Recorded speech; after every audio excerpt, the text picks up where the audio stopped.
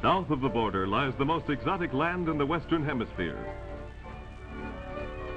Utterly foreign in feeling and atmosphere, Mexico spreads out like a colorful tapestry of plateau and mountain, jungle and desert, with only fragmentary evidence available today to prove that here flourished the first civilizations on the American continent.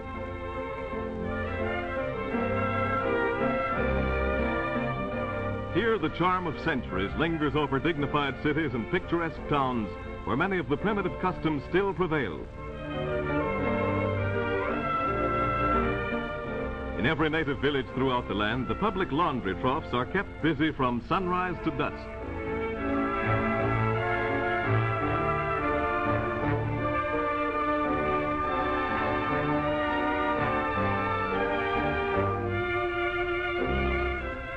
Custom sometimes suggests the Orient. The street barber, for example, is a strange sight to Western eyes.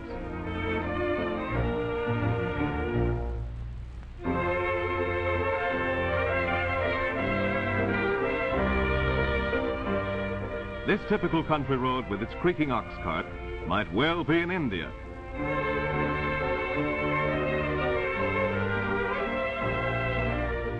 This ancient land, though so close geographically to the United States, offers customs and crafts more foreign, more exotic, pagan, and primitive than anything in Europe.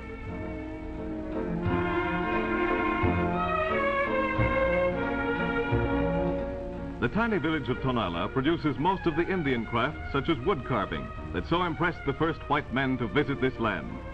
It is noted also for one of the oldest and most widely known of all the crafts, the making of pottery.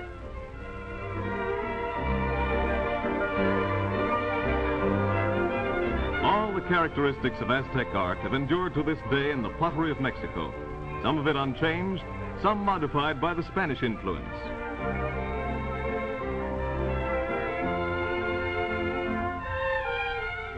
Here is an industry known to ancient China and perhaps brought into the Western Hemisphere by nomads migrating from Asia by way of the Bering Straits 20,000 years ago. The rope making of today probably has not changed in all these centuries.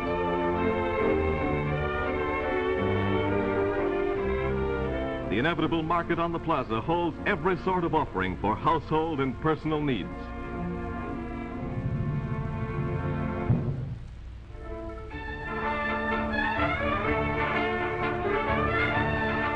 There's always a fiesta someplace in Mexico, and that means colorful costumes, enormous sombreros, pounds of silver on saddles and bridles. Lovely senoritas ride in from outlying ranches, senoritas with raven hair and flashing eyes.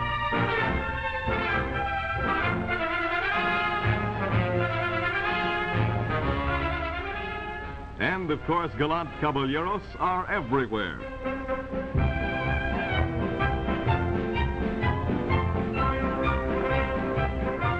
There's always a rodeo, Mexican style, with the usual riding and roping stunts. Experts with a lariat that challenge those of any land. But the chief event is a bull throwing contest in which the idea is to grab his tail and upset him. Apparently not so easy, but here's the time either the tail lets go or down goes El Toro.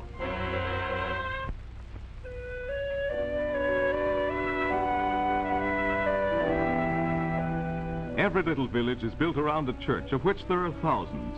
But because the priests are few in number and services infrequent, the wayside shrine is almost never without its supplicants, who will not pass without a moment of devotion.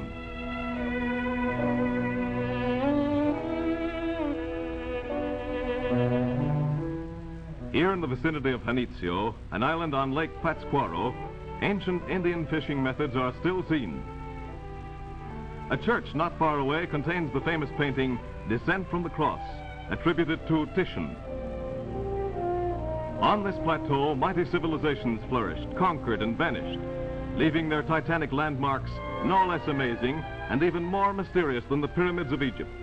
This temple was built to mammoth scale, with extraordinary carvings of the plumed serpent, sacred to the pagan god of the Aztecs, and miraculously unimpaired in the passing of unrecorded centuries. The picture writings have never been deciphered.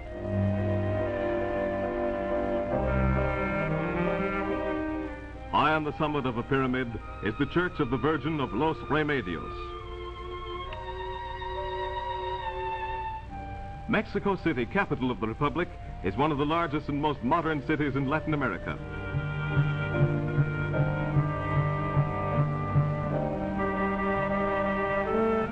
Brooding over the city to the east rises the mighty cone of Popocatépetl, the mountain of smoke, an active volcano over 17,000 feet in height. Here, modern Mexico has added graceful adaptations of the 20th century's contributions.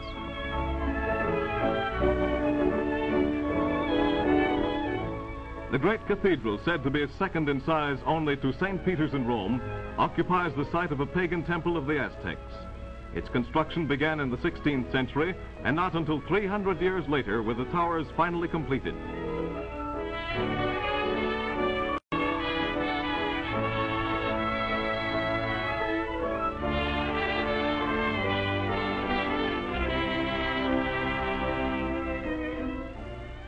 The President's Palace stands where stood the palaces of Montezuma, last of the Aztec emperors, and Cortes his conqueror, first of the invaders from the outside world. A monument to Montezuma depicts his torture by Cortes to learn the secret hiding places of treasure. Charles IV of Spain was the man on horseback in his day, and like so many of the mighty, he remains on horseback only in bronze.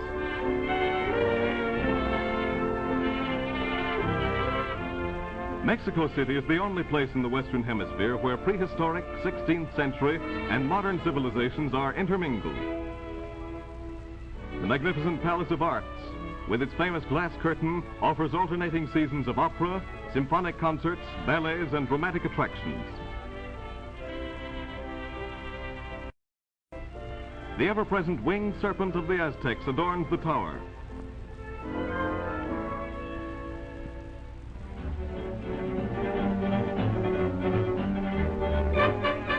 Of course, the bullfights in Mexico City's great Plaza de Toros are the most popular attraction, at least for the Mexicans, who flock to the spectacle with the enthusiasm of baseball fans. The bull is encouraged to develop a grouch and a distaste for picadors and matadors, for which no one blames him.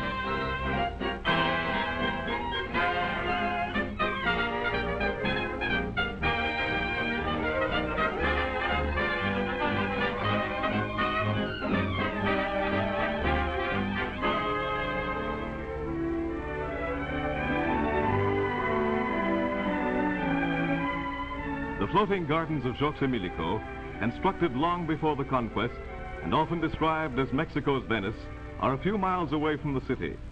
Among the incredibly beautiful gardens, profuse with every known flower, glide adorned canoes, propelled by sturdy Indian villagers who to this day speak the ancient Aztec tongue.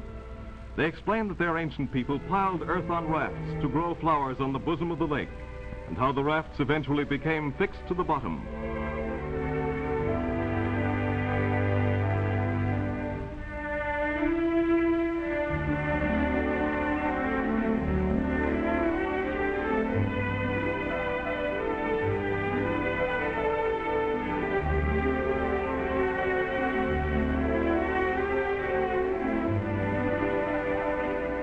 The sound of soft music fills the air as silent figures move along an ancient Spanish road that well may lead to mystery and romance of forgotten centuries. Adios, Mexico. And Mexico replies, adios, hasta la vista.